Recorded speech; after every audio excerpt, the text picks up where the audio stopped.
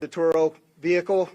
There are 2 tattoos, one of which was on the stomach and one of which is on the arm, that we can see bits and pieces of it as in comparison to what it is that we now know he had on his body. That has given us a lot of confidence that this is, in fact, the same person. As well as the clearly obvious, which is the credit cards, the military identification, the passport. And then furthermore, as you'll see here in just a very short period of time, we tracked his movements from Colorado to Las Vegas, and in a number of the photographs that we were able to determine, he was the individual that was driving the vehicle. And also, I'd like to iterate this point to you. We still have only ever seen him in this vehicle, and we're not aware of any other subjects involved in this particular case. Now, I would like to acknowledge a couple of things because I know what's going on in the social media world, and there are a number of things in this case that are similar to the attack in New Orleans. We do know that our subject here served in the military. In fact, he's a current member of the military. Both of the subjects served at Fort Bragg, North Carolina. What we do know about that is it's a very large military base, and we have no record that they served in the same unit or even at the same years at Fort Bragg, something that continues to remain under investigation. I also know that they both served in Afghanistan in 2009. We don't have any evidence that they were in the same province in Afghanistan, the same location, or the same unit. Again, something else that remains under investigation. And we also know, of course, that they both used the rental company Turo to rent their vehicles. As far as his military background, it's been confirmed by DOD that he was indeed in the United States Army. He was also a Green Beret operations sergeant who spent most of his time at Fort Carson, Colorado, and in Germany. He was on approved leave from Germany, where he was serving with the 10th Special Forces Group. He was also previously in the National Guard and the Army Reserve. I'd like to point out to you that through exceptional joint investigative effort, we've gotten to a place where we believe we can show you his route to Las Vegas from Colorado, and Carlos will put up the map there for you. And we know that he rented the Cybertruck in Denver on December 28th. We tracked his movements through the Tesla charging stations to Monument, Colorado on December 30th. On the 31st of December, the truck was charged in Trinidad, Colorado, Las Vegas, New Mexico, and Albuquerque and Gallup, New Mexico.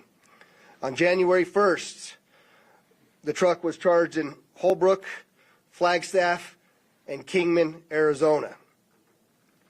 We last tracked the truck in Kingman at 05:33 yesterday morning. The truck was first spotted in Las Vegas at 7:29 a.m. yesterday. And Carlos will pull up a picture of the truck pulling onto Fashion Show Drive here. And that picture was observed at about 7:34 a.m. We know that he pulled into the Trump Valet, and I believe we have a video of that. You can see the Cybertruck highlighted there.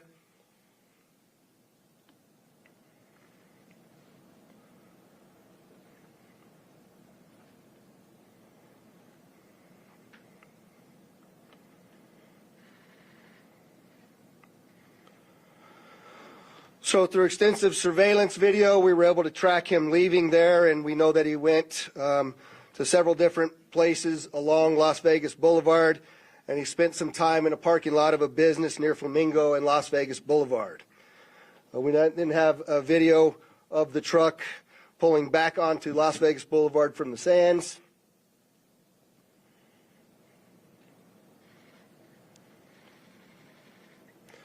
See that there? That's north on the boulevard from Sands at 8:39, where he then immediately heads to the Trump Hotel, pulls into the valet area, and as of course you all know, the explosion occurs within 17 seconds of his arrival at the valet. There's some additional investigative updates that are going to be provided to you by a couple of the other speakers here, the first of which will be our special agent in charge of the FBI local office, Spencer Evans. Spencer? Good morning. My name is Spencer Evans. I'm the Special Agent in charge of the FBI's Las Vegas Division. As the Sheriff mentioned, we've been working through the night with our partners, the Las Vegas Metropolitan Police Department and other agencies, to gather all the facts and determine a motive to what was initially reported to the FBI as a bombing incident, to which our Special Agent bomb techs and others responded.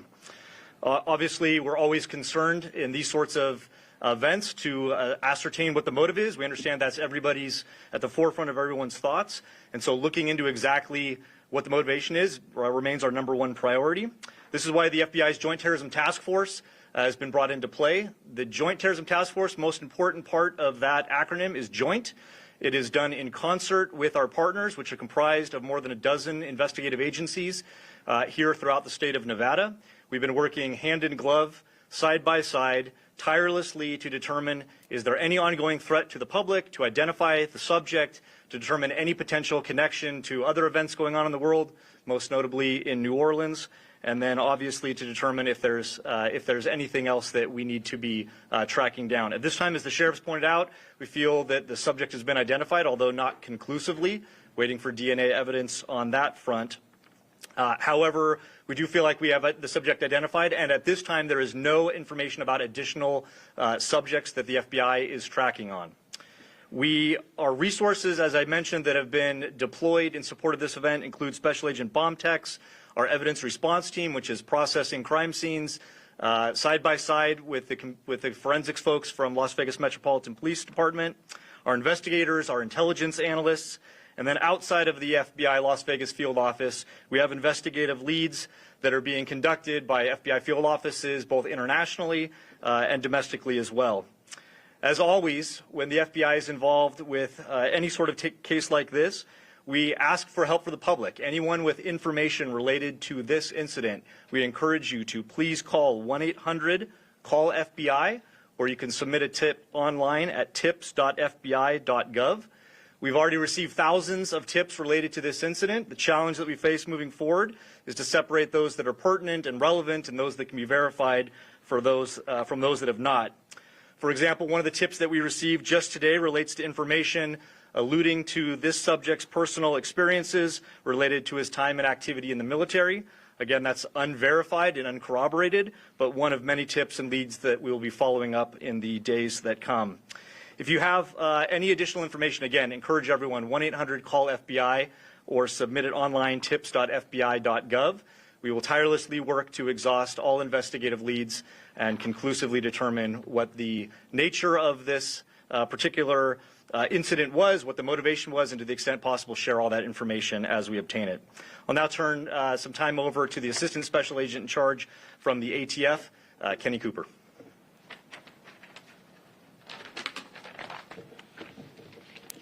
Good morning, everybody. My name is Kenny Cooper. I'm the Assistant Special Agent in charge of ATF San Francisco Field Division. ATF is bringing our expertise in post-blast investigations and our crime gun intelligence to specifically assist in this investigation. I will tell you that our Special Agent bomb techs are working with FBI and with Las Vegas Metro and sifting through that post-blast debris to find components and investigative leads that will derive from that evidence process. We're too early into that investigation process to give any determination as far as how this device was initiated. I will say that we do know that the components primarily consist of fireworks, mortars, aerial shells, and are all consumer fireworks. Nothing commercial grade has been discovered at this point, and we've identified some fuel enhancers like the Coleman fuel and VP racing fuel and some explosive targets that can be purchased at any sporting goods store. We've also, as the Sheriff mentioned, we've identified 2 semi-automatic handguns recovered from the Tesla. We have successfully traced those firearms, and I can tell you that Matthew Livesberg lawfully purchased both of these firearms on December 30th, 2024.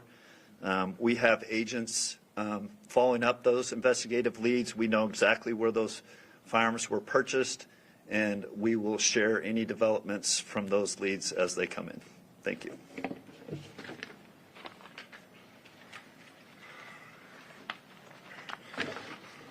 We also have the Clark County Fire Chief here, John Steinbeck, and he didn't have any additional updates, but if there's any questions in regards to what the fire department did during this, he's here to answer those questions as well. With that, I'd just like to say before I take a couple questions from all of you, you'll notice that we're not releasing information that we haven't corroborated and verified. We're very well aware of all of the things that are going around on social media.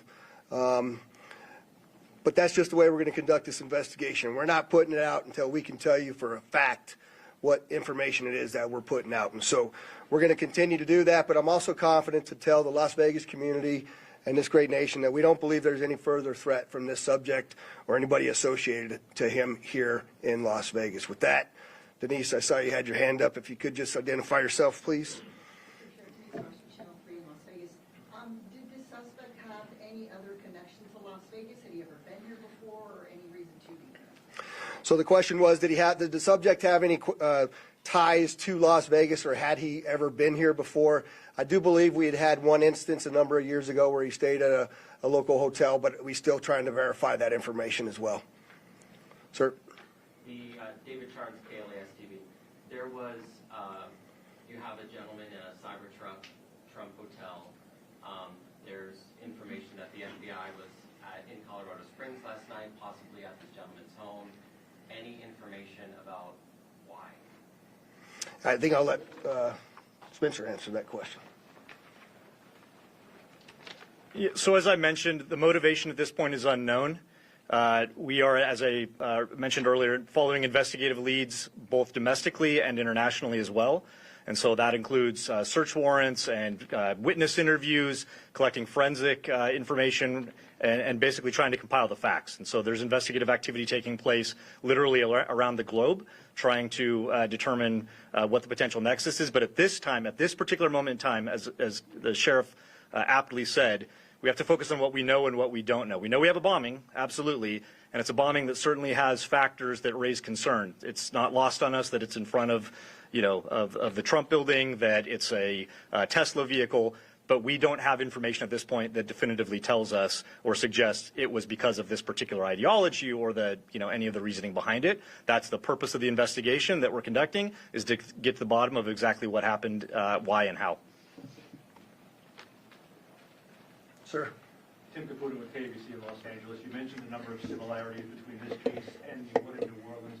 How far in the investigation process do you guys go to try to rule out that they are connected, knowing that you already have a couple things that seem to connect them together? So the question is how are we working to rule in or rule out any connections to the New Orleans event? And the answer to that is every tip and lead that comes in, every piece of evidence that comes in, we don't discount it. We work it through. It's a interesting thing during these kinds of investigations that if these turn out to be simply similarities, very strange similarities to have. And so we're not prepared to rule in or rule out anything at this point. There's lots more for us to do in this investigation. We haven't even gotten into the phones or the computers, which are usually very, very instructive and informative to us as we investigate. And we've got a lot more work to do to trace him, to see the stores that he went to rule out anybody else. Lots of investigative work to do, and we're just trying to give you an update on what we know now. That is factual. Was the gunshot wound to his head self-inflicted? We believe the question was the gunshot self-inflicted, and we do believe it was, since he was the only person in the vehicle, and it occurred immediately prior to the vehicle blowing up. Back there, sir? Yes, sir. Morgan Chesky, ABC News. With the evidence you've seen so far, are you comfortable now calling this a suicide mission? The question is, am I comfortable calling it a suicide mission? I'm comfortable calling it a suicide with the bombing that occurred immediately thereafter. I'm not giving it any other labels. And with the friends and family you've spoken to so far, have they shared any prior red flags? The question is, did we have any of the family members share any particular red flags? Again, I'll go back to what I know is circulating on social media, but none of that has been verified at this point. And final question, real quickly. All the components you found inside the Cybertruck, were they all purchased in Colorado? The question is, were all the components found inside of the Cybertruck purchased in Colorado? And I don't know the answer to that. That's part of why we're doing the extensive part of the investigation. Associated Press. Can you talk a little bit about the security measures you have in place at the hotel now? So, as you all know, we had just successfully completed a New Year's Eve event where hundreds of thousands of people come to Las Vegas. I've extended our posture just like it is for a New Year's Eve event where I have thousands of police officers that are working day in and day out. Obviously, dozens and dozens of people that are working on this investigation as well. We'll continue to look at what that security posture looks like, but I'm confident in the safety of our community as we move forward. Go ahead in the middle there. Channel 13 here in Las Vegas, ABC. Did Luxemburger have any sort of criminal record at all? And also, do you know when that Turo vehicle was rented? The question was, is there any criminal record? None that I'm aware of. That has not been brought to my attention that he had a criminal record. And I said that the Cybertruck was rented on December 28th in Denver, Colorado. Right here. Hi, Stephanie Price, Fox News. Hi. Hi. Have you guys been able to verify that he checked into the Resort World Hotel the day before this? The question is, do we know if he checked into the Resorts World the day before this? I'm not aware of that information. Sir? Mike Allen, Fox 5 Vegas. You mentioned increased security presence at the Trump International. Is that going to extend further along the Strip, or is it just there? And how long do you anticipate that? The question is generally about the security posture, and that's entirely our entire community, not only Fremont Street and the Strip, but surrounding neighborhoods as well, just to make sure that we have the community feeling that level of safety that they need to feel after an event such as this. Right next to you there. Katie from the Las Vegas Review-Journal. How exactly were you guys able to use the charging stations to track the cars for you? The question is, how were we able to use the charging stations to track the vehicle all the way through? And I'm not exactly sure how to answer that question just yet. I know that there's some capability by being able to determine that the car is connected to the charger. One of the things that we're looking for is anybody that may have been at the charging location at the same time. We're looking to try to identify them because their vehicles would have also had cameras that would have taped anybody in and around them. We're trying to get people that may have been in the same locations at the same time that have video on their vehicle that could provide that video to us as well. I'll take two more. Go ahead. Rio Yamada again, AP. Can you talk about the damage being contained by the Cybertruck itself, and do you think that plays into whether he was aiming to hurt others, or was it a public suicide? Yeah, the question is about the Cybertruck and the lack of damage to the Cybertruck and containing the explosion. Carlos, if you could put that truck back up there, it might be helpful. But, you know, you'll see if you look on the outside of that vehicle, it's hard to tell from that photograph. But other than the windows being gone, that's a bit more disassembled than it was at the scene, and the back area being blown off.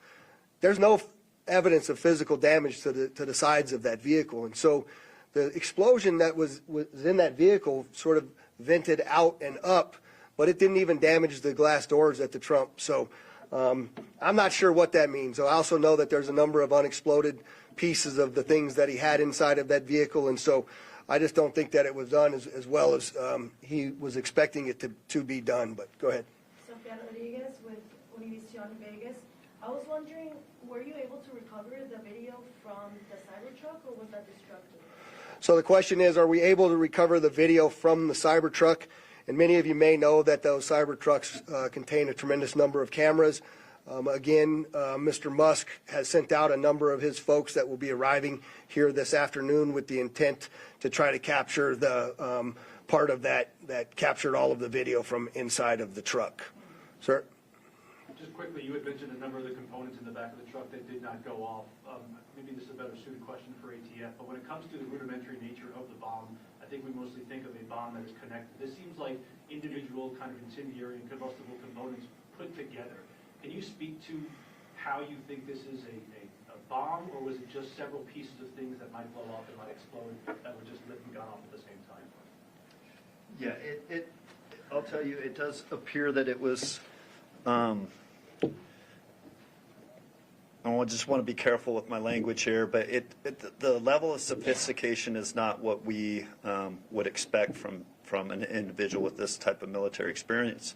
That most of the materials inside that Tesla were fuel to to help fuel a greater explosion. But it's too early to answer any question as if there was sophisticated connectivity to those components to make it ignite in the way that it did. All right, there was one last hand over here. I'll take your last question. This is for Special Agent Evans, Mike Carter, Newsmax. Any idea if the suspect has been in touch with any outside terrorist groups? Has this investigation extended globally? The question is, do we know whether the subject's been in touch with any outside terrorist groups or if it's been investigated globally? And Spencer, you want me to? Okay. So the question about whether it's being investigated globally, absolutely. Like I said, we're running down investigative leads around the world. No information that we're aware of right now that connects this individual to any terrorist organization around the world. But that's obviously the thrust of the investigation, is ruling out that there's any sort of terrorism nexus, and then again getting at what the ideology is. We appreciate you all coming, and we will be back before you when there's substantial updates to provide to you. Thanks for all your great work.